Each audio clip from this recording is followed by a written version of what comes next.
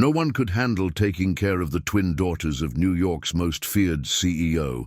Nanny's left in tears, giving up after just a few days, until she showed up. A quiet young woman, scarred by a painful past, who saw something in the girls that no one else ever did. But would that be enough to heal broken hearts and face a scandal that could destroy everything? What happened next will leave you speechless. And you, would you take on this challenge? Comment below, subscribe to the channel, and share this emotional story. Find another one immediately. His voice echoes through the marble halls of the mansion, which feels more like a golden prison. But outside, a young woman with a worn-out suitcase and eyes full of secrets watches the scene through the window. Emily Donovan has no idea that her life is about to change forever. Two identical little girls appear on the staircase, devilish smiles on their angelic faces. Chloe and Sophie Blackwell, twins who carry a void deeper than all the wealth surrounding them.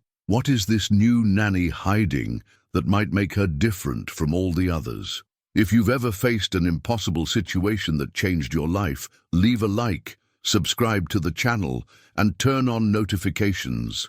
This story will touch your heart in ways you never imagined. A butterfly taps on the mansion window, as if trying to come in, or to warn of what's to come. The Blackwell mansion stood like a fortress against Manhattan's skyline, but inside its marble halls, war was being waged daily. Harrison Blackwell ruled his corporate empire with an iron fist, making billion-dollar deals before breakfast, yet he couldn't control two 8-year-old girls who shared his DNA, but none of his respect. The twins had turned their home into a battlefield, and every nanny who dared enter became collateral damage in their relentless campaign of chaos. Mrs. Carter, the head housekeeper, who'd weathered 15 years in the Blackwell household, whispered to the kitchen staff as she swept up the remnants of another nanny's hasty departure. "Those poor babies, they're just crying out for what he can't give 'em," she murmured, her weathered hands trembling slightly as she picked up a broken picture frame. The photo showed a woman with kind eyes and the twins' same dimpled smile. Their mother, who died when they were barely 2 years old, Chloe and Sophie Blackwell, were legends in the Manhattan nanny circuit. Word had spread through every agency from the Upper East Side to Brooklyn about the impossible twins who could make grown women quit before lunchtime. Their reputation included gluing shoes to floors, setting off fire alarms at 3 a.m., hiding live frogs in purses, and their personal favorite, staging elaborate accidents that somehow always involved their nanny getting soaked, stained, or scared out of their minds. The mansion's east wing echoed with the ghosts of 47 failed attempts at bringing order to the Blackwell household. Each nanny had arrived with hope and references, armed with degrees in child psychology or years of experience with difficult children. But none had lasted more than a week. Some fled in tears after day one. Others held out until the twins unleashed their masterpiece pranks, but all left with the same haunted expression and the same whispered words: "Those children are unreachable." Harrison stood in his mahogany-paneled office, staring out at Central Park, while his assistant read the latest casualty report. "Sir, that's the third nanny this month," Jessica said, her voice carefully neutral. "The agency is running out of candidates willing to even interview." His jaw tightened as he remembered coming home yesterday to find nanny number 47 locked in the bathroom, sobbing hysterically while the twins giggled from the other side of the door. The truth that no one dared speak aloud was that Harrison Blackwell, the man who could negotiate with world leaders and intimidate boardrooms full of seasoned executives, was utterly helpless when it came to his own daughters. He'd thrown money at the problem, hiring the most expensive nannies, child psychologists, even a team of specialists from Switzerland. Nothing worked. The girls seemed to feed off the chaos they created as if their misbehavior was the only way they knew how to feel alive. Mrs. Carter had watched it all unfold with the wisdom of someone who'd raised 5 children of her own. She'd seen how the twins' eyes would light up during their pranks, not with malice, but with a desperate hunger for attention. Any attention. "They're testing everyone," she'd tell the fleeting nannies, "seeing who will stick around when things get ugly. Problem is, nobody ever does." The house staff had learned to stay clear when the twins were on the warpath, knowing that anyone in their path became fair game. The corporate world knew Harrison as a man who never backed down from a challenge, but his daughters had found his one weakness, his complete inability to connect with them emotionally. He'd tried everything he knew how to do: expensive gifts, elaborate vacations, threats, rewards, even attempting to ground them in their wing of the mansion. But Chloe and Sophie had turned their grounding into an opportunity to redecorate their rooms with permanent markers and stage a protest by hanging bedsheets with "Help Us" written in red paint from their windows. As the afternoon sun cast long shadows through the mansion's crystal windows, a new figure appeared at the front gate. Emily Donovan stood there with her worn leather suitcase and a determination that seemed to radiate from her slender frame. The twins pressed their faces against the upstairs window, studying this latest victim with the calculating eyes of seasoned warriors. But something was different about this one. She wasn't looking up at the mansion with awe or intimidation. Instead, she was looking directly at them, and when their eyes met, she didn't look away. She smiled. A crystal glass slipped from Mrs. Carter's trembling hands in the kitchen, shattering against the marble floor with a sound that seemed to echo through the entire mansion. The housekeeper stared at the glittering fragments, her heart suddenly heavy with an inexplicable dread. In all her years of service, she'd never dropped anything, but something about this moment felt different, like the calm before a storm that would either save this broken family or destroy what little remained of their fragile world. Emily Donovan had learned to read people's intentions in their eyes long before she turned 25, a survival skill carved into her soul through years of bouncing between foster homes that never quite felt like home.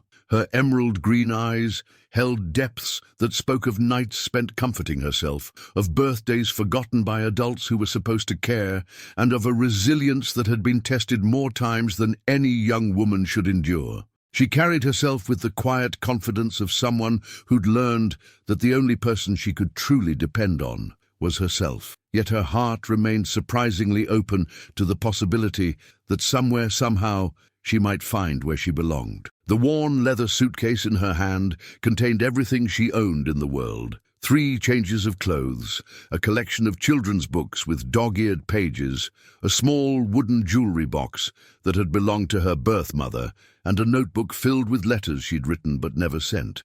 Emily had been writing to her mother since she was 12, pouring her heart onto pages that would never be read, telling her about foster families, school achievements, heartbreaks, and dreams. It was her way of keeping hope alive that somewhere out there, someone was thinking about her too. As she stood before the imposing Blackwell mansion, Emily's fingers unconsciously touched the small silver locket hanging around her neck, the only tangible connection to the mother who'd given her up when she was just 6 months old. Inside the locket was a tiny photo of a woman with kind eyes, and Emily's same stubborn chin, along with a note that simply read, "Until we meet again, my darling girl." She'd worn it every day for 15 years, drawing strength from the belief that love, even distant and uncertain, was better than no love at all.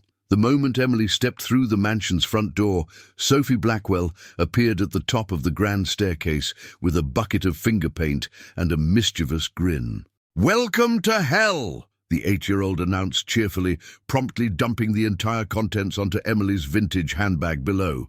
The purple paint splattered across the marble floor in an abstract pattern that would have made Jackson Pollock proud. Instead of gasping or scolding, Emily looked up at the little girl and laughed, a genuine, delighted sound that echoed through the usually tense hallways. "Well, I've seen much worse masterpieces in my day," Emily called up to Sophie, pulling her now purple-streaked bag closer and examining it with the air of an art critic. "Though I gotta say, your technique could use some work. Next time, try mixing colors first. Purple and yellow make a gorgeous green that would have matched my eyes." Sophie's confident smirk faltered for just a moment, clearly not expecting this reaction from yet another nanny. She'd been prepared for tears, screaming, or the immediate demand to speak to her father. Laughter was definitely not in her playbook. Chloe emerged from behind a pillar, arms crossed and eyes narrowed with suspicion. She'd watched this scene play out dozens of times before, and every single nanny had eventually cracked under the pressure of their carefully orchestrated chaos. "That's just the beginning," she announced with the authority of a seasoned general. "We've got lots more surprises planned for you, lady. Nobody lasts more than a week here, and we're really good at making people leave." Her voice carried the kind of world-weary confidence that no 8-year-old should possess, born from months of successfully driving away every adult who'd tried to enter their guarded world. Emily set down her paint-splattered bag and crouched to Chloe's eye level, her voice gentle but unwavering. "You know what? I believe you girls are absolutely brilliant at what you do. But here's the thing, I'm not going anywhere just because things get messy or complicated. I've lived through messy, and I'm still standing." She stood up slowly, brushing an imaginary speck of dust from her cardigan with the same casual confidence she might display when facing a boardroom full of executives. "Besides, I've got nowhere else to be, and I happen to love a good challenge." Mrs. Carter watched the exchange from the kitchen doorway, her weathered hands pressed against her apron as she tried to process what she was witnessing. In all her years of watching nannies come and go, she'd never seen one respond to the twins' opening salvo with anything resembling genuine amusement. Most were either intimidated into submission or fired up with righteous indignation. Emily seemed to occupy some middle ground that Mrs. Carter hadn't known existed, a space where chaos could coexist with calm, where understanding could bloom even in the midst of deliberate mischief. The twins exchanged a look that spoke volumes about their shared confusion, their opening move, the paint attack that had sent 3 previous nannies fleeing before they'd even unpacked, had not only failed, but seemed to have endeared them to this strange new woman. Sophie descended the stairs slowly, studying Emily with the intensity of a scientist examining a fascinating new specimen. "What's in your necklace?" she asked suddenly, pointing at the silver locket that caught the afternoon light streaming through the mansion's tall windows. Emily's hand moved instinctively to the locket, her fingers tracing its familiar surface as memories of lonely nights and unanswered questions flickered across her features. For a moment, vulnerability replaced her confident demeanor, and both girls seemed to sense they'd stumbled onto something important. It's a picture of someone I'm still hoping to meet someday," she said softly, her voice carrying just enough mystery to intrigue them without revealing too much. As she spoke, a small piece of paper slipped from her cardigan pocket and fluttered to the floor, a letter addressed to Mom in Emily's careful handwriting. Chloe's quick eyes caught the movement, and she bent down to pick up the fallen paper, her curiosity suddenly piqued by this woman who seemed to carry her own secrets and sorrows. Emily's first week at the Blackwell mansion felt like navigating a minefield blindfolded while juggling flaming torches. The twins had unleashed their full arsenal of chaos, doors mysteriously locked from the inside while she tried to bring them breakfast, shampoo replaced with honey in the bathroom bottles, and their personal favorite, blood-curdling screams at 3 a.m. that would send her racing to their rooms only to find them giggling under blankets. Each prank was more elaborate than the last, designed to test her patience and push her toward the inevitable breaking point that had claimed 47 nannies before her. Yet Emily persisted with the quiet determination of someone who'd survived far worse storms than 2 grieving children could create. But while Emily battled the twins' relentless campaign during the day, her nights were consumed by a different kind of struggle. Alone in her small room on the mansion's 3rd floor, she'd pull out her worn notebook and continue writing letters to the mother she'd never known, pouring her loneliness onto pages that would never be mailed. "Dear Mom," she'd write by lamplight, "I wonder if you ever think about the daughter you gave away. I wonder if you'd be proud of the woman I'm trying to become, or if you'd recognize the pieces of yourself that I carry." The loneliness was a familiar companion, but in this grand house full of people, it felt more acute than ever. Mrs. Carter had taken to watching Emily with a mixture of admiration and concern, recognizing in the young woman's determined smile the same mask she'd worn during her own difficult years. "Child, you're fighting battles on too many fronts," the housekeeper warned one evening as Emily sat at the kitchen table, methodically removing glue from her shoes, courtesy of another Blackwell twin masterpiece. This house has a way of breaking people down, piece by piece, until there's nothing left but ghosts walking through these halls. I've seen it happen too many times to count. Deedus, but Emily just smiled and continued her work, treating the glue removal like a meditation rather than a chore. Harrison Blackwell had begun observing Emily with the same intensity he usually reserved for hostile takeovers and quarterly reports.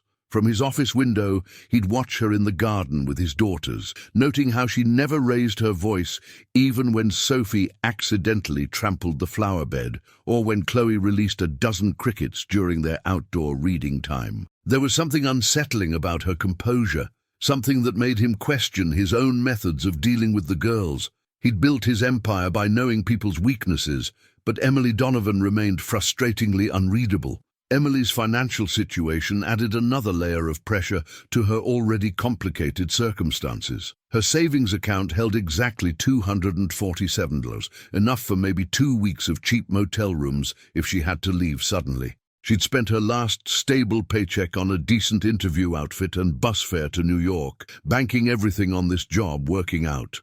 The thought of returning to the endless cycle of temporary positions and shared apartments with strangers made her stomach clench with familiar anxiety. She needed this job to work, not just for the money, but because she sensed something in the Blackwell girls that resonated with her own fractured childhood. Late one evening, as Emily sat darning a hole in one of her 3 sweaters, a skill learned from necessity during her foster care years, she heard soft footsteps in the hallway outside her door. The twins were notorious for their nocturnal adventures, and she'd learned to sleep with one ear open for their midnight escapades. But tonight felt different. The footsteps paused outside her room, and she could almost feel the weight of someone listening, deciding whether to knock. After several minutes of silence, she heard the soft patter of feet retreating down the carpeted hallway. The emotional toll of constant vigilance was beginning to show in the shadows under Emily's eyes, and the way her hands trembled slightly when she thought no one was looking. She'd developed coping mechanisms over the years, meditation techniques learned from a kind social worker, breathing exercises taught by a foster mother who'd actually cared, and the mental mantras that had gotten her through some of her darkest moments. But the Blackwell mansion seemed to amplify every insecurity and doubt she'd ever carried, making her question whether she truly had the strength to help these girls. As she finally drifted off to sleep that night, clutching the letter she'd been writing to her mother, she didn't notice the shadow that moved past her window. Someone was watching the mansion from the garden,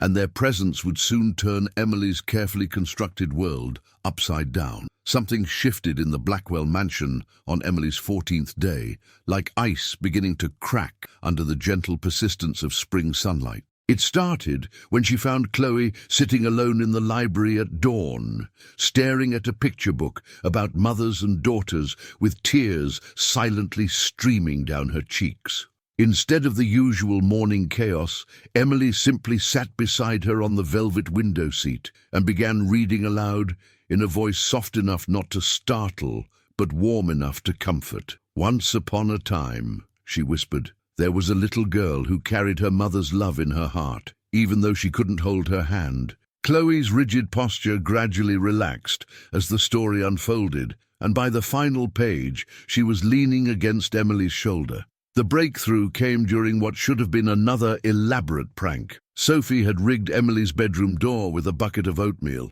expecting the usual chaos and adult fury that accompanied such mischief. But when the gooey mess splattered across Emily's hair and cardigan, she simply stood there for a moment, then started laughing. Not the forced, patient laughter of previous nannies, but genuine amusement that bubbled up from somewhere deep and authentic. "You know what?" Emily said, wiping oatmeal from her eyebrows. "I was just thinking my hair needed a protein treatment.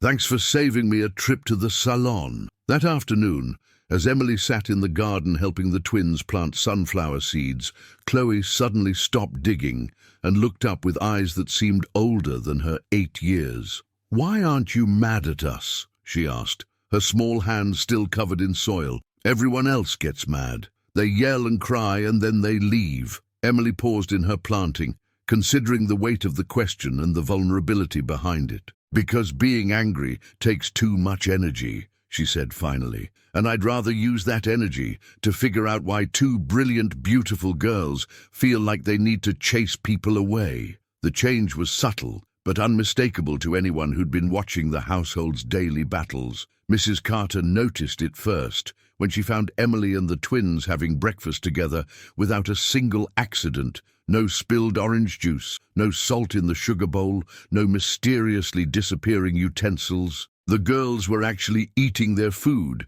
instead of weaponizing it. And more surprisingly, they were talking, really talking, about books and dreams and the garden they were planning. Lord have mercy, Mrs. Carter whispered to herself. I think that young woman might actually be working some kind of miracle. Harrison observed the transformation from his office window with a mixture of relief and unease that he couldn't quite name. The constant sound of crying, screaming, and household disasters had been replaced by something infinitely more unsettling: laughter. Real, genuine laughter echoing through halls that had been silent or filled with chaos for as long as he could remember. He'd catch glimpses of Emily teaching the girls card games, braiding their hair, or simply listening as they chattered about their day. The sight stirred something in his chest that felt dangerously close to hope. The first real sign of the twins' changing hearts came when Chloe appeared at Emily's bedroom door that evening, clutching a crayon drawing that depicted 3 stick figures holding hands under a rainbow. "I made this for you," she said quietly, her usual bravado replaced by shy uncertainty. "The tall one is you, and the little ones are me and Sophie.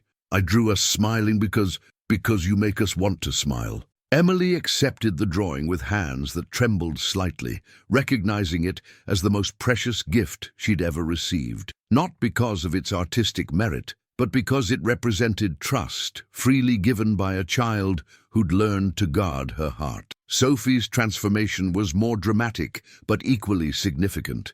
The child who'd spent months perfecting the art of chaos began following Emily around the mansion like a shadow, asking endless questions about everything from why flowers needed water to whether Emily thought their mother would have liked them. "Do you think she watches us sometimes?" Sophie asked one evening as Emily tucked her into bed. "Do you think she knows we're sorry for being bad?" Emily's throat tightened as she recognized her own childhood questions in Sophie's words, the desperate need to believe that somewhere, someone cared enough to be watching. The household staff began placing new bets, not on when Emily would leave, but on whether she might actually be the one to heal the fractured Blackwell family. "I've been working in houses like this for 30 years, the head gardener confided to Mrs. Carter, "and I've never seen anything like what that girl's doing with those children. She's not trying to fix them or change them. She's just loving them exactly as they are. And somehow, that's making all the difference." Even the usually stoic butler was caught smiling when he overheard Emily teaching the twins to waltz in the ballroom, their giggles echoing off the crystal chandeliers. As the sun set over Manhattan, painting the mansion's windows gold, Emily sat on her bedroom floor, reading the note Chloe had left under her door. "Why don't you have a mommy either?" The question cut straight to the heart of why she understood these girls so deeply. They were all members of the same club nobody wanted to join, children who'd been shaped by absence rather than presence. She pulled out her notebook and began writing another letter to her unknown mother, but this time the words felt different. "Dear Mom, I think I'm starting to understand why you had to let me go, and I think I might be exactly where I'm supposed to be." The peaceful evening was suddenly interrupted by a soft tap on Emily's window, followed by the unmistakable sound of pebbles hitting glass. When she pulled back the curtains, her heart nearly stopped. Standing in the garden below was a figure she couldn't quite make out in the shadows, but something about their posture seemed familiar, achingly, impossibly familiar. The figure raised one hand in what might have been a wave or a gesture of recognition, before melting back into the darkness between the trees. Emily pressed her face against the cool glass, her breath fogging the window as questions raced through her mind. Who was watching the house, and why did seeing them fill her with equal parts hope and terror? The walls that the twins had spent months building around their hearts began crumbling in the most unexpected moments. It happened during a thunderstorm that shook the mansion's windows like angry fists, when Chloe appeared at Emily's bedroom door in her nightgown, trembling not from cold, but from a fear that ran deeper than any weather. "I can't sleep when it's loud like this," she whispered, her voice barely audible above the thunder. "It reminds me of the night Mommy went to heaven, and I get scared that everyone else will disappear too."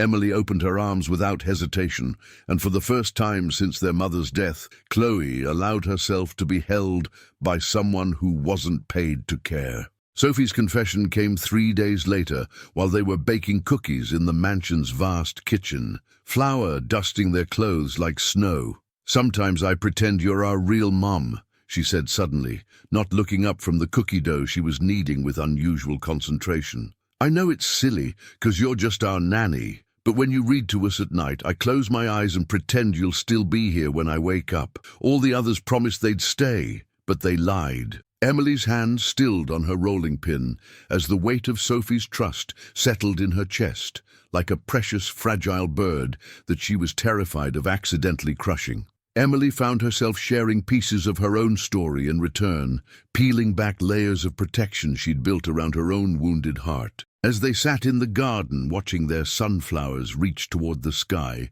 she told them about the succession of foster homes, the birthdays spent with strangers, the way she'd learned to pack her belongings in under 10 minutes, because you never knew when you'd have to leave. "The hardest part," she said, braiding dandelions into Sophie's hair, "wasn't being unwanted. It was learning to want things again after being disappointed so many times." Harrison had taken to lingering in doorways, catching fragments of conversations that revealed more about his daughter's inner lives than he'd learned in years of expensive therapy sessions. He overheard Emily teaching them to identify their emotions by color. Anger was red and sharp, sadness was deep blue and heavy, fear was yellow and fluttery. "What color is missing, Mommy?" Chloe had asked, and Emily's response made his throat tighten. "That's a very special color called love purple. It hurts, but it also means your heart is big enough to hold someone even when they can't be with you anymore."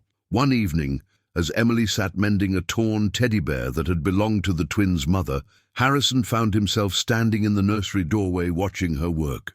Her fingers moved with the careful precision of someone who'd learned to fix broken things out of necessity, and there was something achingly familiar about the way she held the worn stuffed animal. "The girls have never let anyone touch Mr. Buttons before," he said quietly, making her look up with startled green eyes. "They've been carrying him around since their mother died. He's been falling apart for months, but they wouldn't let anyone near him." Emily's voice was soft as she continued stitching. "Sometimes the things we love most are the things that need the most gentle handling," she said, not looking at him directly. "This little guy has absorbed a lot of tears and whispered secrets. He's not just a toy, he's a keeper of memories." Harrison found himself moving closer, drawn by her understanding of his daughter's attachment to objects he'd dismissed as childish clutter. "I tried to buy them new ones," he admitted. "Bigger, better, more expensive, but they just wanted this raggedy old thing." Mrs. Carter watched the evolving dynamics with the wisdom of someone who'd witnessed decades of family dramas play out in grand houses. "That girl's got something special," she confided to the cook while preparing the evening meal. "She's not trying to replace what those babies lost, she's helping them carry it better. And Mr. Blackwell, well, he's starting to look at his own children like he's seeing them for the first time.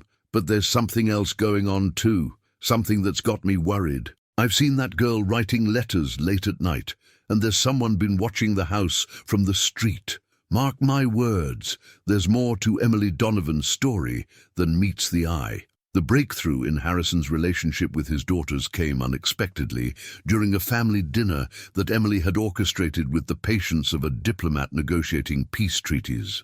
She'd convinced the girls to share their favorite memories of their mother, and as they talked about bedtime stories and Saturday morning pancakes, Harrison found himself adding his own memories, how their mother used to sing off-key lullabies, how she'd insisted on reading the newspaper to her babies even when they were too young to understand. "She would have loved watching you both grow up," he said, his voice rougher than usual. "She would have been so proud of the amazing girls you're becoming." As the evening wound down and the twins were tucked into bed with Mr. Buttons safely repaired and returned to his place of honor, Emily retreated to her room to find an envelope that had been slipped under her door. Her hands trembled as she recognized the handwriting, not Chloe's careful print or Sophie's enthusiastic scrawl, but something else entirely. Inside was a single photograph, a woman with Emily's eyes and the same stubborn chin, standing outside what looked like the Blackwell Mansion's front gate. On the back, someone had written in faded ink, "She never stopped looking for you."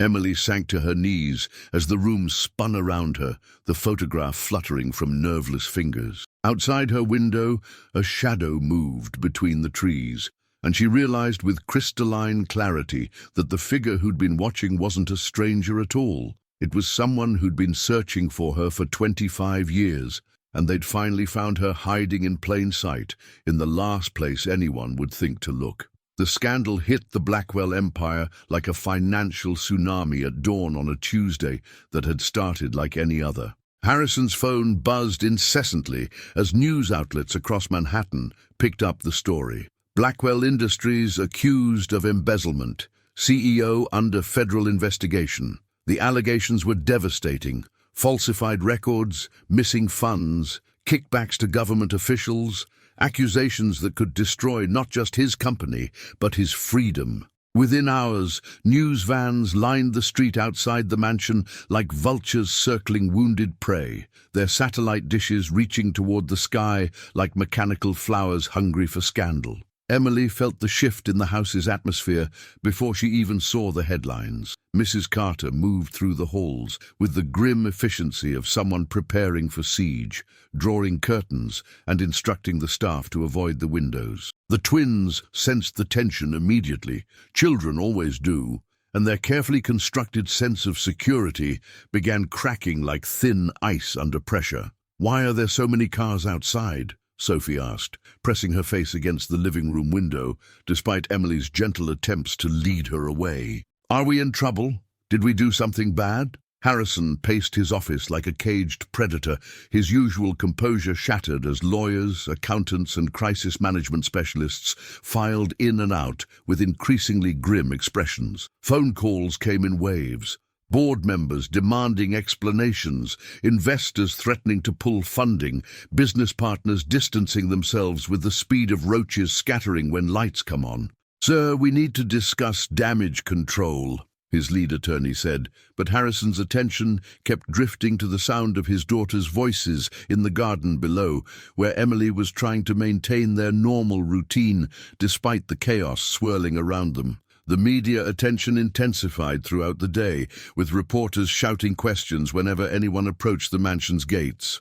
Camera flashes strobed through the windows like lightning, and helicopters circled overhead like mechanical birds of prey. Emily found herself shielding the twins from photographers who'd climbed trees to get better shots, wrapping her arms around them as they huddled together on the couch, confused and frightened by the sudden invasion of their carefully protected world. "I want them to go away," Chloe whispered, her voice small and scared. "Why won't they leave us alone?" That evening, as Emily was helping the girls with their homework in the library, Harrison burst through the doors with wild eyes and accusations spilling from his lips like poison. "How long have you been planning this?" he demanded, his voice sharp enough to cut glass. "How long have you been feeding information to the press?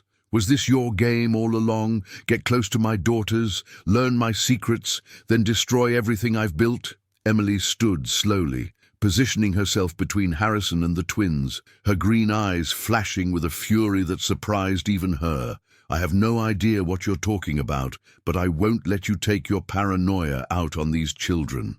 The confrontation escalated with the brutal efficiency of a wildfire consuming dry timber. Harrison's accusations grew more wild and desperate. Emily must be working for his enemies. She'd probably been planted in his house. There was no other explanation for how the media had gotten such detailed information about his private business dealings. You gave them something, he snarled, advancing on her with the predatory grace of a man who'd built an empire by destroying his competition. Nobody gets that close to my family without an agenda.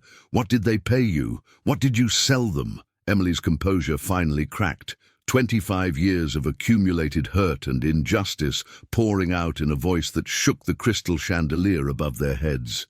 You want to know my agenda, Harrison? Here it is. I wanted to give your daughters what I never had, someone who wouldn't abandon them when things got difficult. But you're so consumed with your precious empire that you can't see what's right in front of you. You have two beautiful, brilliant girls who need their father, not his money or his power or his paranoid accusations. They need him, and he's been too busy building walls to notice that his daughters have been dying of loneliness in his own house. The twins cowered together on the couch, tears streaming down their faces as the two adults they'd come to trust most screamed at each other with a ferocity that shattered their fragile sense of safety. Sophie buried her face in Chloe's shoulder, while Chloe stared at Emily and Harrison with eyes that seemed to age years in minutes. This was exactly what they'd feared would happen. The person they'd finally learned to love was being driven away, just like all the others. The pattern was repeating itself with the ruthless inevitability of a Greek tragedy, and there was nothing two 8-year-old girls could do to stop it. Mrs. Carter appeared in the doorway like an avenging angel, her weathered face set in lines of righteous fury. "Enough!" she commanded with a voice that had been honed by decades of managing household crises. "Both of you, look at what you're doing to those babies. They don't understand what's happening, but they can see the two people they trust most tearing each other apart. This is exactly how those girls learn not to trust anyone, by watching the adults in their lives fail them over and over again."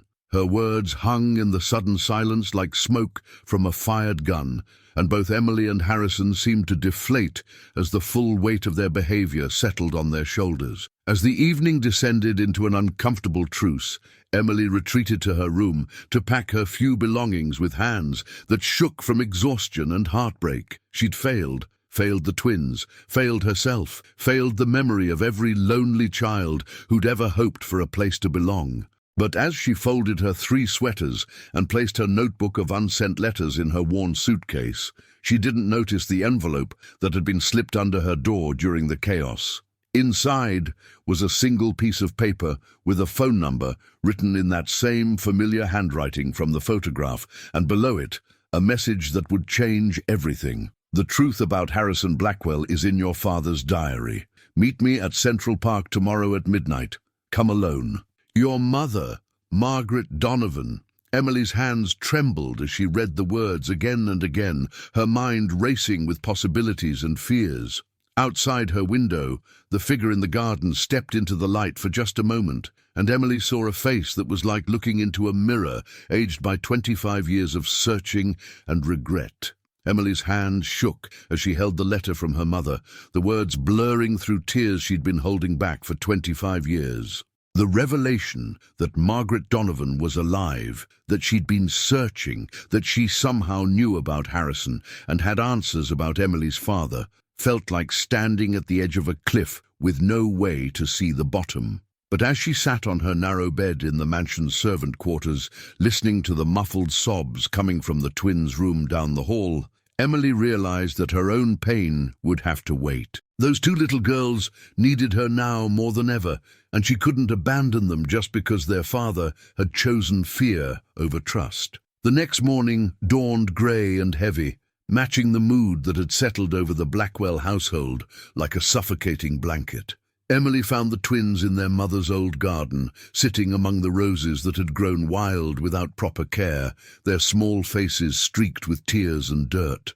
"Are you leaving us too?" Sophie asked without looking up, her voice barely above a whisper.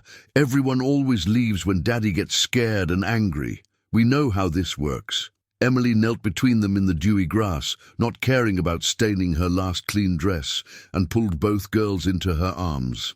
"Listen to me," Emily said, her voice steady despite the chaos in her heart. "I'm not going anywhere. Your father is hurting and scared, and sometimes when grown-ups are scared, they say things they don't mean.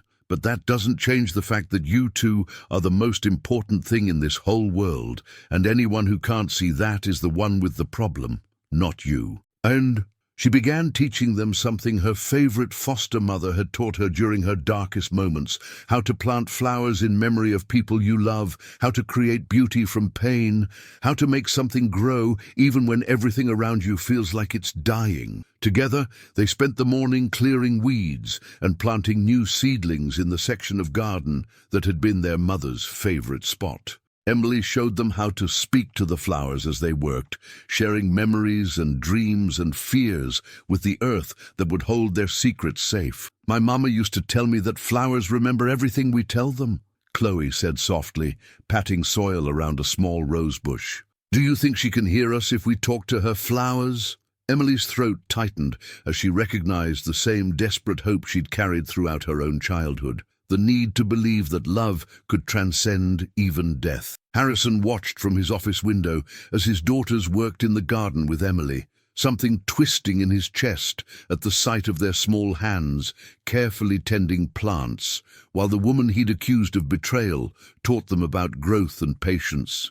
He'd spent the night reviewing security footage, phone records, and staff schedules, searching desperately for evidence to support his accusations against Emily. Instead, he'd found something that made his stomach drop. Every leak to the press had come through his own assistant, a woman he'd trusted for 5 years, who'd apparently been selling information to his competitors for months.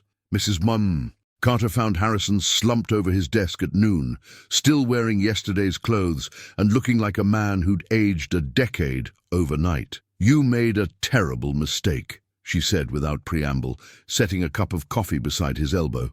"That girl has done nothing but love your daughters and try to heal this broken house, and you accused her of the worst kind of betrayal. Those babies upstairs have been crying all night, and Emily hasn't slept a wink because she's been sitting outside their door making sure they felt safe." Harrison looked up with bloodshot eyes, the weight of his error settling on his shoulders like lead. The afternoon brought an unexpected visitor. Dr. Sarah Chen, the child psychologist Harrison had consulted months earlier about the twins' behavioral problems. She'd come as soon as she heard about the media circus, concerned about the psychological impact on the girls. After spending an hour observing Emily with the twins in the garden, she pulled Harrison aside with an expression of professional amazement. "Mr. Blackwell, I've been working with traumatized children for 15 years. And I've never seen anything like what that young woman has accomplished with your daughters. They've made more emotional progress in 3 weeks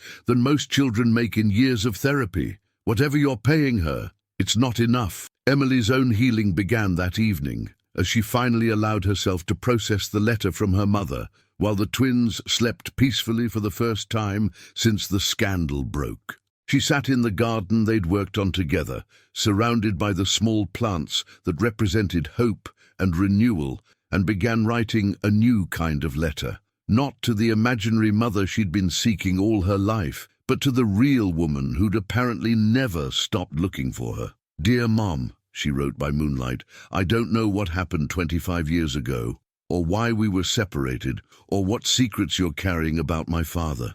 But I know that tomorrow night, when I meet you in Central Park, I'll finally understand where I came from, and maybe, just maybe, I'll finally know where I belong." As the grandfather clock in the mansion's hallway chimed midnight, Emily looked up from her letter to see Harrison standing at the edge of the garden, his usually perfect appearance disheveled, and his eyes holding a vulnerability she'd never seen before. "I owe you an apology," he said quietly, his voice carrying across the night air like a prayer. "I was wrong about everything, about you, about what my daughters need, about what kind of father I've been. I let my fear turn me into the kind of man who destroys the good things in his life rather than fight to protect them." Emily stood slowly, brushing soil from her hands, And for the first time since she'd arrived at the mansion, she saw not the intimidating CEO, but a broken man who'd lost his way in his own life. But as they stood there in the moonlight, both of them damaged and seeking redemption, neither noticed the figure watching from behind the rose bushes, someone who'd been waiting 25 years for this exact moment, someone whose presence would either heal all their wounds or tear apart everything they'd begun to build together. The meeting in Central Park felt like stepping into a dream that Emily had been having for 25 years, except this dream carried the weight of reality and the sharp edges of truth that could cut deeper than any fantasy. Margaret Donovan stood beneath a street lamp near the Shakespeare Garden, and Emily's breath caught in her throat as she recognized her own features reflected in an older face, marked by years of searching and regret. "My darling girl," Margaret whispered, her voice breaking as Emily approached with hesitant steps. "You look exactly like your father. Same stubborn chin, same determined eyes. I've been watching you from afar for weeks, trying to work up the courage to approach you, terrified that you'd hate me for giving you up."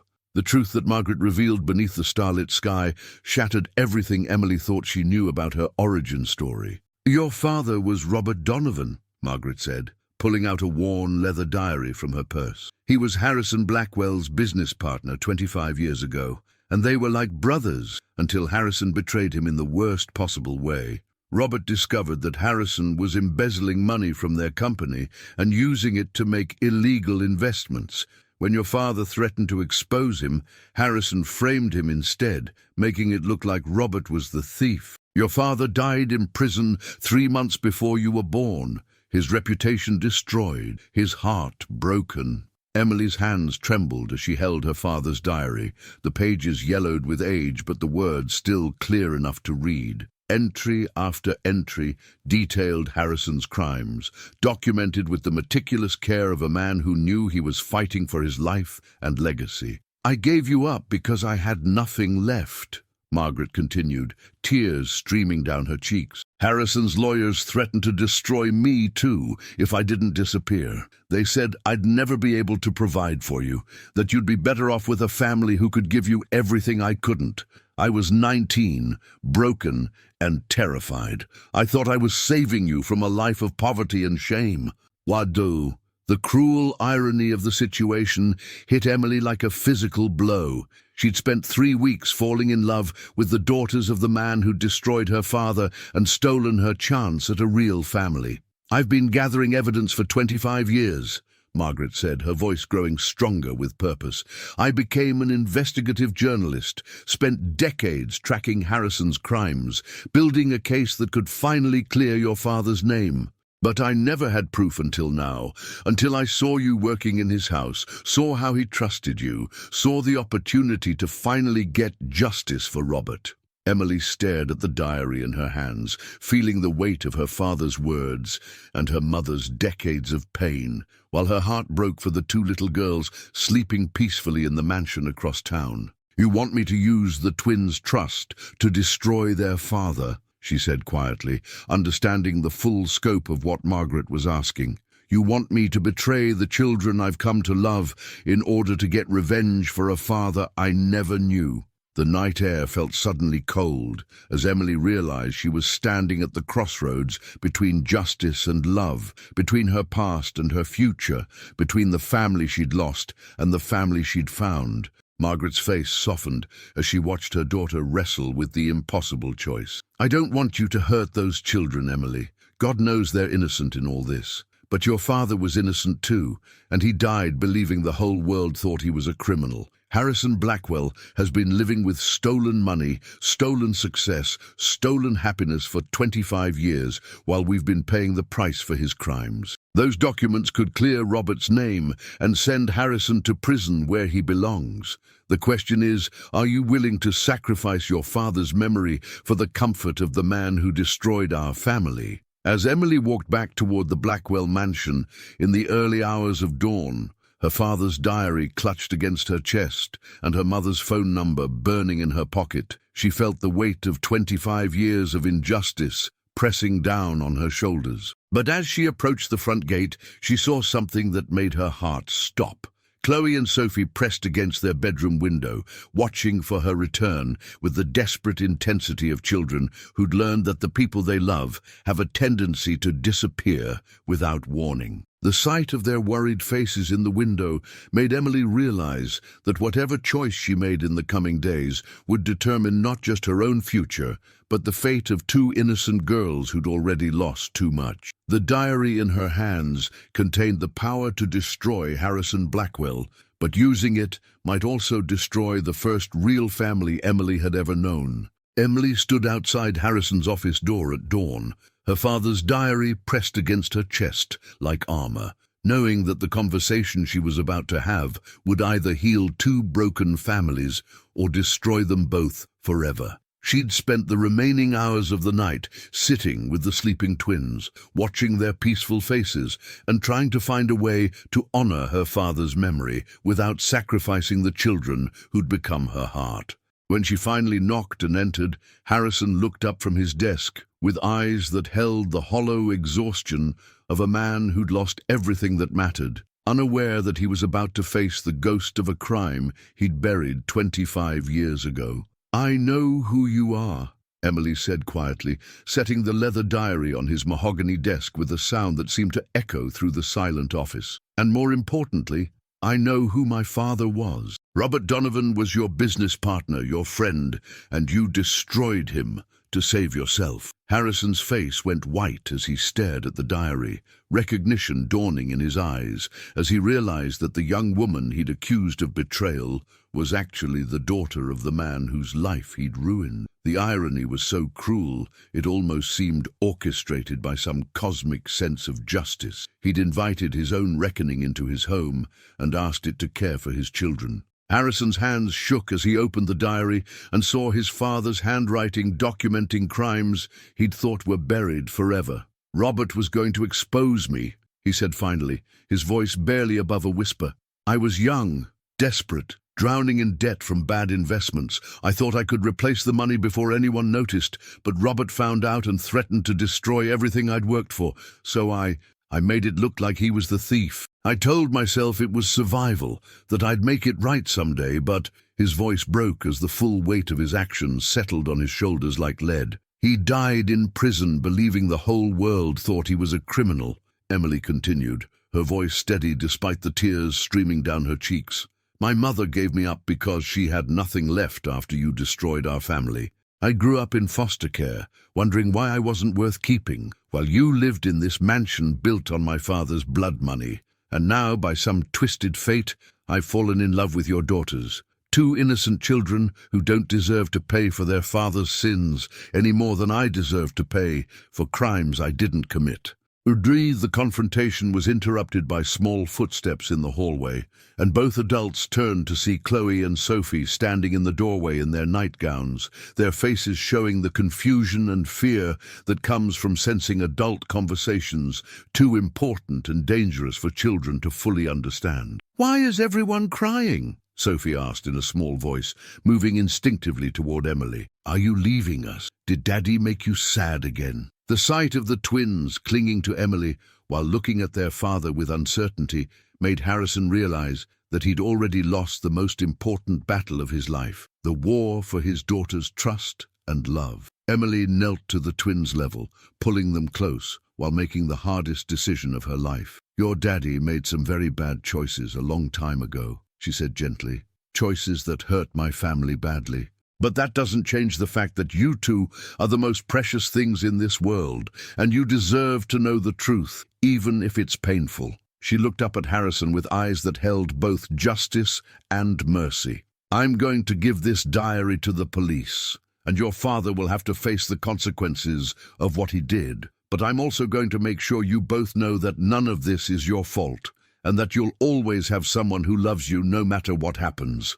As sirens wailed in the distance, Emily had called the authorities before coming to Harrison's office. Father and daughters looked at each other across a chasm that seemed impossible to bridge. Harrison dropped to his knees, reaching for Chloe and Sophie with hands that trembled with 25 years of buried guilt. "I'm so sorry," he whispered, and for the first time since their mother's death, his daughters saw their father as he truly was. Not the invincible CEO, but a broken man who'd made terrible choices and was finally ready to face the consequences. Emily watched through her tears as the Blackwell family began the long, painful process of healing, knowing that justice for her father would come at the cost of the only home she'd ever known, but also knowing that some prices are worth paying for the chance to finally, truly be free. The weeks following Harrison's arrest transformed the Blackwell mansion from a cold fortress into something resembling a real home,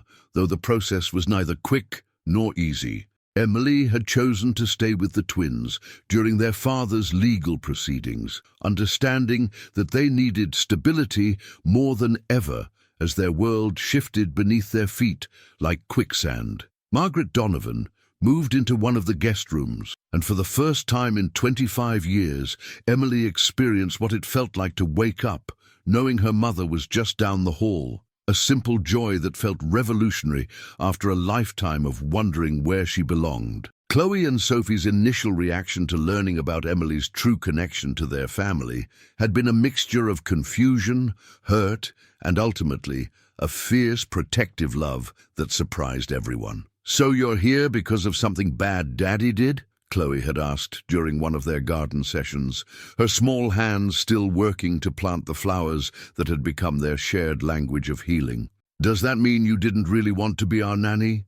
Emily's heart had broken at the question, and she'd spent hours explaining that while justice had brought her to their door, love had made her choose to stay. Margaret's presence in the house created an unexpected dynamic of 3 generations of women learning to heal together. She would sit with the twins during their afternoon tea parties, sharing stories about Emily's father that painted him as the hero he'd truly been, a man of integrity who died protecting the truth. "Your daddy isn't a bad man," she'd tell Chloe and Sophie when they struggled with anger and confusion about Harrison's crimes. "He made terrible choices, but he's also given the world 2 extraordinary daughters who have the chance to choose differently. That's not nothing. That's everything." Harrison's transformation began in a holding cell, where he sat with nothing but his thoughts and the weight of 25 years of consequences he'd been running from. The legal proceedings were swift once Robert Donovan's diary became evidence. There was no denying the meticulous documentation of crimes that had destroyed one family and built another on a foundation of lies. But instead of fighting the charges, Harrison surprised everyone by cooperating fully with authorities, providing additional evidence of his crimes and taking responsibility in a way that shocked even his own lawyers. The twins' visits to see their father in the minimum security facility where he'd been transferred were heartbreaking and healing in equal measure. Emily accompanied them, holding their hands as they sat across from Harrison in a sterile visiting room that smelled like industrial disinfectant and broken dreams. "I know I've been a terrible father," Harrison told them during one visit, his voice rough with unshed tears. "I was so busy trying to be successful that I forgot the only success that mattered was being worthy of your love. I can't undo what I've done, but I can spend the rest of my life trying to be the man you deserve to call your father." The mansion itself seemed to exhale as the secrets and lies that had poisoned its atmosphere for decades were finally exposed to light and air. Mrs. Carter bustled through the halls with renewed purpose, organizing family photo albums and creating memory books that included pictures of both the twins' mother and Emily's father, weaving together the stories of 2 families that had been torn apart by one man's choices, but were now healing through love and truth. "This house has been holding its breath for 25 years, she told Emily one afternoon as they worked together in the kitchen. "Finally feels like it can breathe again." As summer approached, and the garden they'd planted together began to bloom in earnest, Emily received an envelope that had been forwarded from her old address. A letter from a prestigious private school offering her a full scholarship to complete her education degree, something she'd always dreamed of but never thought possible. The letter was accompanied by a note from Dr. Chen, the child psychologist who'd witnessed Emily's work with the twins. "Your natural gift for healing traumatized children is extraordinary. The world needs more people like you in it. This scholarship is just the beginning of what I believe will be an incredible career, helping families find their way back to each other." Emily held the letter with trembling hands, realizing that for the first time in her life she had choices, real choices about her future, made possible by the courage to face the truth about her past. But as she looked out at Chloe and Sophie playing in their mother's garden, their laughter mixing with the summer breeze like music, she knew that whatever path she chose would always include the two little girls who'd taught her that sometimes the family you're meant to have is the one you choose to fight for, not the one you're born into. The twins' 9th birthday party transformed the Blackwell mansion into something it had never been before. A home filled with genuine laughter, where children played freely and adults watched with hearts full of hope rather than fear. Emily had orchestrated every detail with the same loving care she'd brought to healing their broken family, from the homemade decorations that Chloe and Sophie had crafted themselves to the chocolate cake that bore 9 candles, representing not just their years of life, but their journey from darkness into light. Margaret moved through the celebration like a woman finally at peace, taking pictures and telling stories, creating new memories to replace the decades of searching and regret. Mrs.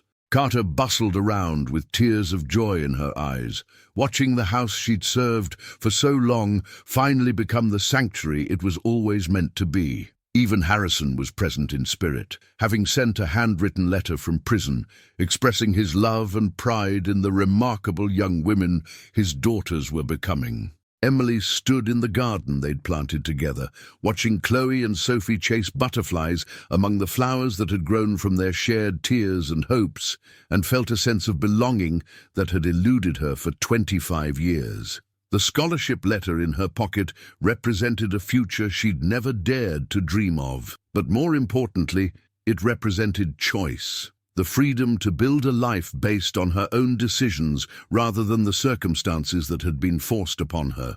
Margaret approached with a wrapped gift in her hands, her eyes shining with the kind of love that transcends time and distance. "This was your father's," she said softly, placing a small wooden box in Emily's hands.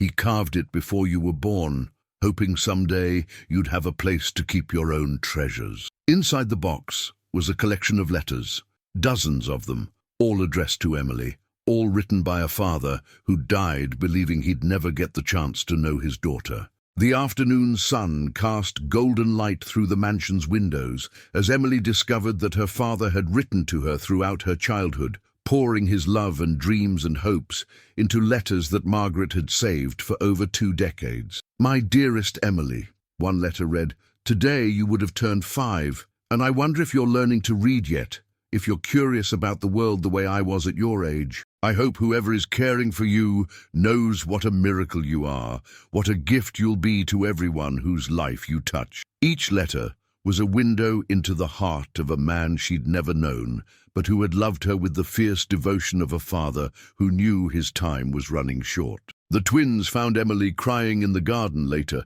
clutching the letters to her chest, and without hesitation they wrapped their small arms around her and cried with her, not from sadness, but from the overwhelming recognition that love, even love that spans decades and survives death, has the power to heal any wound. Harrison's response to learning about the letters came in the form of a phone call that evening, his voice thick with emotion as he spoke to Emily for the first time since his arrest. "I robbed you of so much more than I ever realized," he said, the weight of his crimes finally fully visible to him. Not just a father's love, but a father's guidance, his pride in watching you grow into the extraordinary woman you've become. "I can't give you back those lost years, but I can promise you this: my daughters will never doubt for a single day that they are loved and valued and treasured. You've taught me what it means to be a real father, Emily, and I will spend the rest of my life trying to be worthy of that lesson." The conversation lasted only minutes, but it marked the beginning of a different kind of healing, not just for Emily and the twins, but for Harrison himself, who was finally learning to measure success, not in dollars or power, but in the love and forgiveness of the people who mattered most. As the birthday celebration wound down and the last guests departed, Emily found herself standing in the mansion's grand foyer with Margaret and the twins, looking at the family portrait they'd commissioned. 4 women spanning 3 generations, united not by blood alone, but by their choice to love and heal together. The portrait would hang in the place of honor, where Harrison's corporate achievements had once been displayed, a testament to the truth that the greatest victories are not won in boardrooms or bank accounts, but in the quiet moments when broken hearts choose to trust again. Chloe and Sophie insisted that Emily wear her father's locket in the portrait, the silver chain catching the light like a promise kept across time. "You're our real family now," Sophie had declared with the certainty that only children possess, not because you have to be, but because you choose to be, and that makes it even more special. The letter that arrived the next morning changed everything one final time, delivered by a messenger who waited while Emily read it with shaking hands. The envelope bore the official seal of the state penitentiary, but inside was Harrison's handwriting on personal stationery, and the words that filled the page would alter the course of 4 lives forever. "Emily," the letter began, "I have spent these months in prison learning that redemption is not something you can buy or bargain for.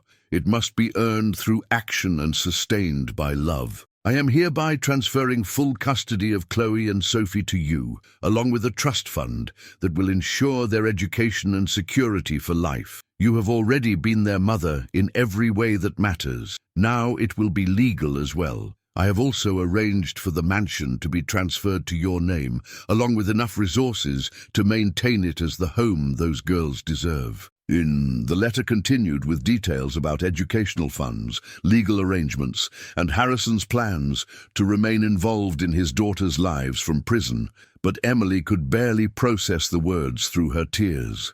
The final paragraph of Harrison's letter contained the words that would echo in Emily's heart for the rest of her life. 25 years ago, I destroyed your family because I was a coward who chose easy lies over difficult truths.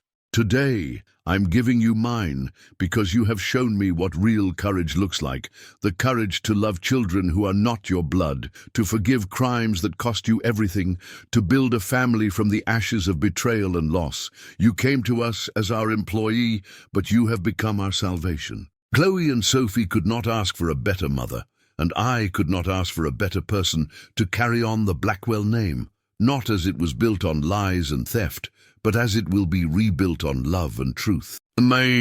As Emily folded the letter and looked out at the garden where her daughters, for that's what they truly were now, played among the flowers they'd planted together, she realized that sometimes the most beautiful endings are actually beginnings in disguise, and that home isn't a place you find, but a family you choose to fight for, day after day, with all the love your heart can hold. Comment below where you heard this story.